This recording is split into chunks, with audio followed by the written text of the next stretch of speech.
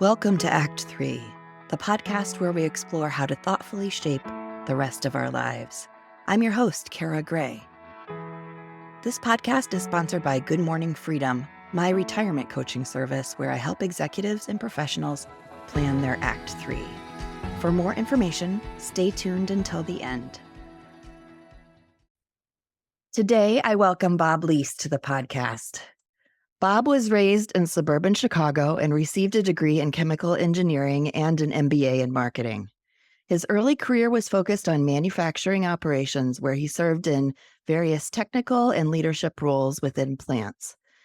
Those experiences led him to a second career in supply chain, where he led teams responsible for managing capacity and production for several large CPG organizations, including his last role as VP of Supply Chain Planning at Tyson Foods. Bob and his wife Jill raised 3 wonderful daughters, all of whom are entering the working world as engineers, 2 having attended Notre Dame. After retiring from corporate life, Bob spent the past school year substitute teaching. He loves traveling and outdoor activities, including hiking, gardening, and golfing. Bob is part of the current cohort in the Inspired Leadership Initiative program at Notre Dame, and working towards a new and different third career. So, Bob, welcome to the podcast. Thanks for having me. Sure. I'm excited to hear about all of it. I always start with the main bulk of your career. So Okay. tell me what initially drew you to the career in chemical engineering and manufacturing operations. At 18, I don't know that I spent a lot of time thinking about it. I enjoyed chemistry. I had a good chemistry teacher. I liked solving problems. I liked science and math. And all that just seemed to go together. Engineering felt right and chemical felt right. And so without much more thought than that, I went on down to University of Illinois and started in chemical. And I liked it a lot in terms Yeah. of the school work. So it fit me pretty well, but it wasn't, some soul searching amount of thinking.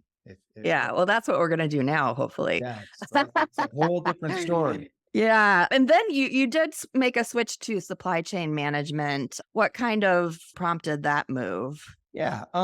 So I started my career at a plant. It was near home. I actually started like as a summer intern, working on lines, and then they had me do an internship as an engineer. I spent the first few years sort of in chemical process. There's a big processing area at the soap factory before you made actual bars of soap and packaged them.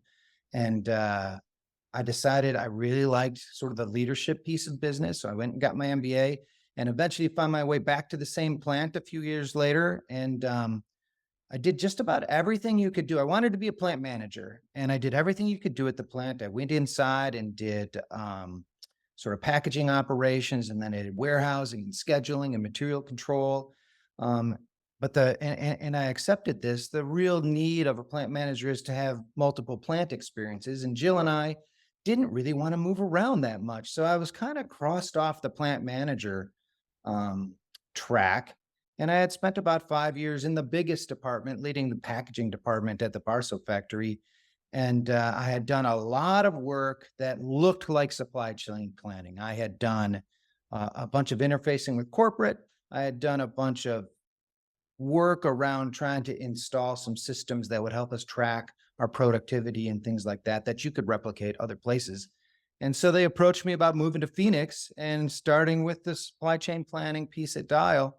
And we moved there for a few years, and that's how I got there. And that was a good move for me because plant manager wasn't going to happen, and it happened at just the right time in terms of I was ready for something different and really hadn't spent enough time to come to my own conclusion, but this felt perfect. So that's how it started.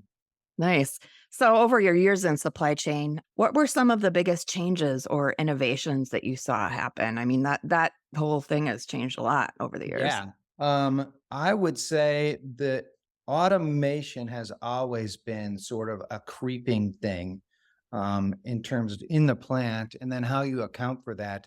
A little bit about what supply chain planning is. So my Yeah. team would Thanks. um, kind of oversee the broader business planning process such that the operational world would have a forecast by which they could go plan what to make in weekly buckets, make sure it's in the right place, plan capacity if you looked out longer term.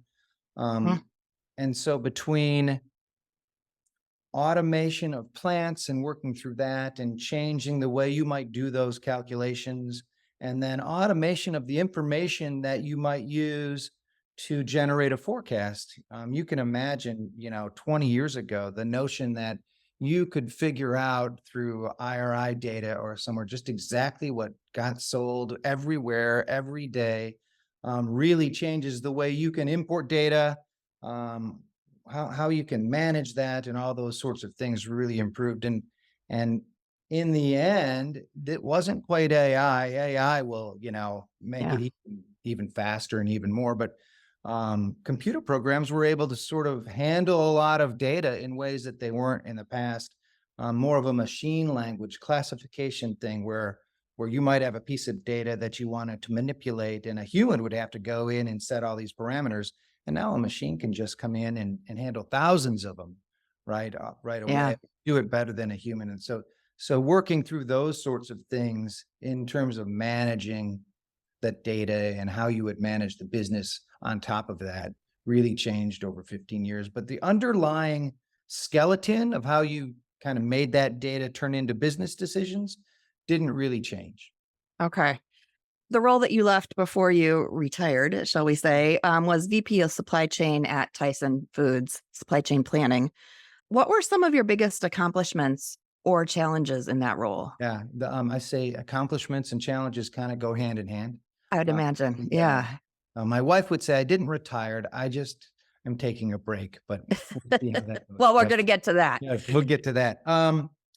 Two things happened while I was VP. We installed SAP and we went live kind of all at once. They call that a big bang go live. And so all hundreds of sites and plants and things.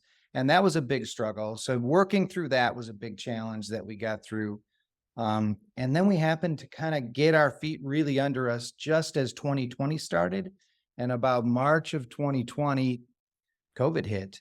Yeah. And that was an interesting time, especially in the food world, right? So having spent 15 years kind of figuring out how, as a supply chain leader, to interface with the business, whether that's marketing or sales or finance or whoever, um, working with the leadership team of the prepared foods world of Tyson during that time when restaurants closed down, so you don't need any food service stuff, and everyone's Yeah. going to the grocery store and buying whatever they can in terms of the retail side, and trying to navigate that and let people understand when we would have, what we would have, how to convert lines, navigating through those, especially first 12 months of sort of COVID lockdown was an amazing time. It was energizing in the sense that as a business leadership team, we were really working together to just try and do our best, which is sometimes different than when there are issues that are kind of self-made. Yeah. Everybody was working through the same issues, and to just watch the team pull together, be part of that every day, in a different working environment from home, right? It was Yeah. interesting. And one of the essays to get into Notre Dame called upon that. And it really felt like the pinnacle of I'd spent all this time in a plant, all this time doing, this sort of business. And then it came to bear at that time in a way that was really fulfilling for me. And as I chose to leave, I felt like I had accomplished quite a bit, and I was kind of looking for just something new to do in the last third of a working career. Yeah. Very good. So, on a personal note, how is it like to raise three daughters who are following in your footsteps in engineering? And how Um, did that come about? I don't know. So they were always, sort of math and sciencey too. Uh, Yeah. Jill was a biology major. She was math and sciencey. Um, and I think no, so I don't know how they came about this, but they're in the I want to go change the world mindset, which is not unusual for young people, but they Yep. see engineering as a way to do that. They're trying to find their way into sort of the sustainability world And that requires some experience first. So I think they were just already programmed that way, whether that's genetically or environmentally. And then we encouraged all of that. They were capable of doing stuff, and you kind of step back and let them go about it. Um, I hope I was a good example of what engineers are able to do. Um, and it is really nice to see your daughters go out in the world and visit them at their places of work and their new homes, and to see them truly making their own way, um, and having the confidence that they're just fine, right? Yeah, that My must be dad an would say, incredible feeling. Yeah. my dad would say, we would talk when they were little. We'd say, "Oh, we're going to miss this age." He says, that's probably true to some extent, but your mom and I have always found that each age had its own pleasures, and you should just be on the watch out. And he was right, right? Yeah, they're out of the house and we miss them, Yeah. but you live in other ways through them as well, right? Yep. So, the first year after you left Tyson, you spent substitute teaching. Tell me what drew you to that and what the most rewarding aspects of that were. Yeah. Um, I'll take a step back. I Yeah. talked about kind of finishing the career. I really wanted to do something, you know, not even tangential, to really do something different with Different. the last third. Yeah. And my wife is a substitute teacher, and now she's a Ah, time teacher's assistant, and she had a job that just sounded great. 2 days a week, she would go into this local grade school, kindergarten through sixth grade, and I didn't want anything to do with middle schoolers or high schoolers. smart. Just just smart, right? And she would go in 2 days a week, and she would float class to class as teachers had, parent-teacher meetings.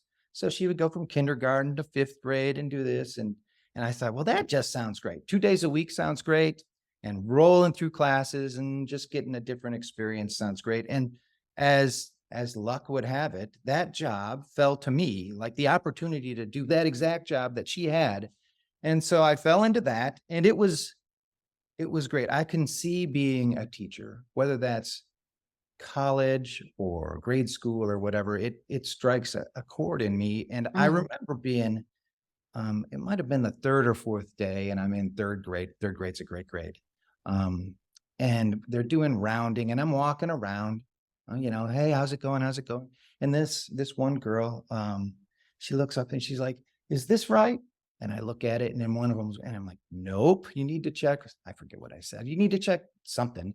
And I walk away, and I turn back, 4 or 5 seconds later, and I see her go, "Oh."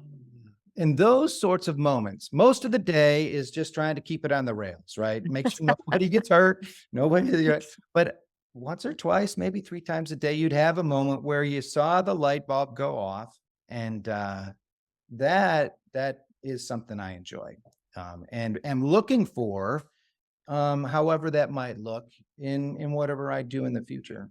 Yeah. So I didn't realize that somebody that doesn't have any background in teaching and teaching credentials can actually do substitute teaching. What are the requirements for The that? Like, requirements I'm are, just curious now. yeah, college degree. And you have to pass a couple of sort of background checks and things like that. Yeah. Now, to be clear, I was given very few difficult things to do. So it was mostly, keeping people, and that's what grade school is nice. I would have hated to go to, say, a high school honors physics classroom where I Yeah. know a little, Yeah. but, and my understanding of like a high school or even a grade school, my sister's a grade school teacher, 7th grade, is if you're going to substitute there, they're going to work independently and you're just a monitor. But Yeah. what I liked about, I know I'm capable to do most of the things that third graders and below can do. So, it was fine, right? Yeah. Math and stuff So like you mentioned the possibility of potentially doing some more teaching in your third act. Are there any other types of roles or industries that you're hoping to explore and that you are exploring? Yeah, and that's one of the nice things about being on campus. There are all sorts of things going on, right? So I'm taking a class on leadership, that I believe, and not so much to learn about leadership, but to see if I can see myself leading a class like that. And I would say Mhm. yes. I've signed up to mentor. both at the Career Center and at a piece of the organization that helps first generation students. So I was functionally a first generation college student way back when. My mom did not go to college. My dad only went for a year and then kind of had to come back home. And I recognized that my daughter's experience going off to college was a lot different from mine in terms of just advice and understanding and navigation. And I would really love to be able to help those other first generation students do the same thing. So career counseling, mentoring, Mhm. teaching at a higher level. So I'm investigating all of those. And then I just got involved.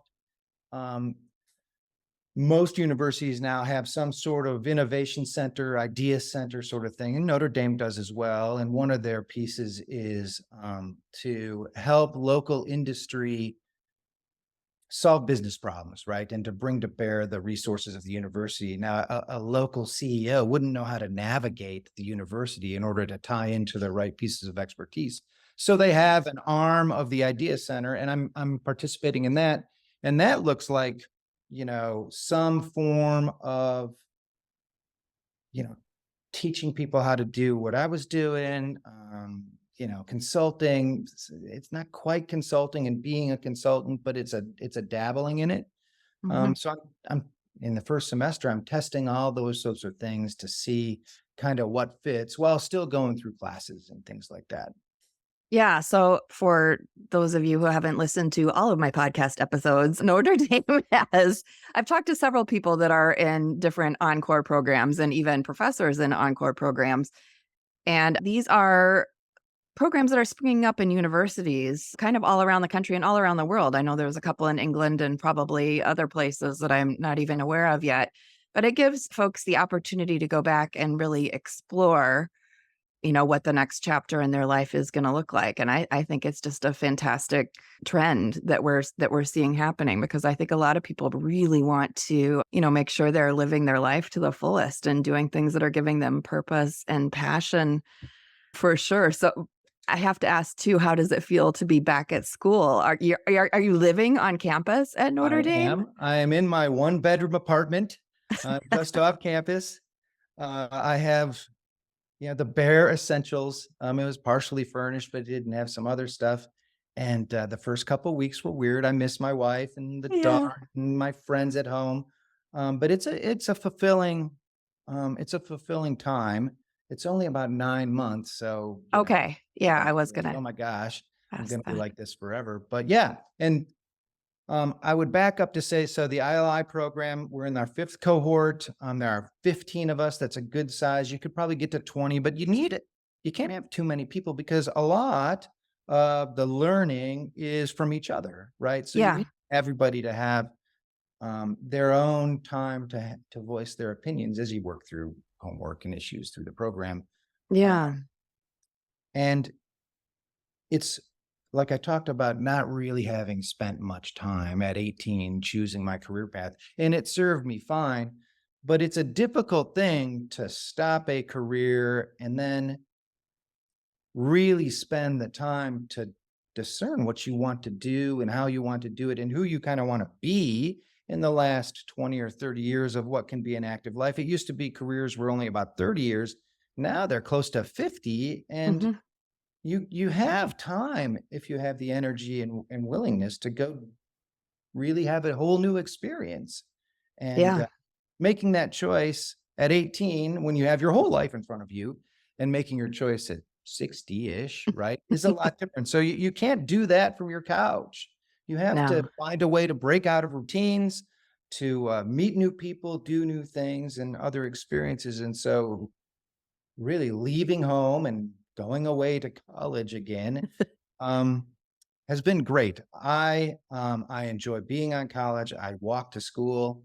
I'm a 12-minute walk to most of my classes. Perfect. Just in jeans and a t-shirt, just like the rest of the students, with my backpack on, and listening to all that sort of stuff. And the students here have come to at least understand that this is something that's happening, and that it's not that unusual for people to, some are aware, some are not, but it's well accepted. And I really enjoy it. Really, really. Yeah.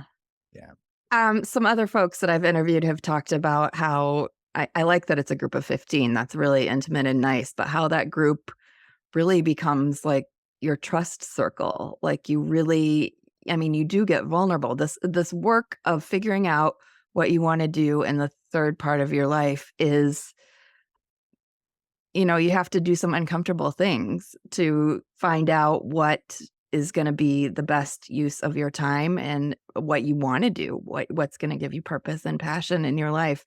So, yeah, I was just wondering like if how you're feeling about that. I imagine that's growing over time as well. Yeah. But it happens quickly.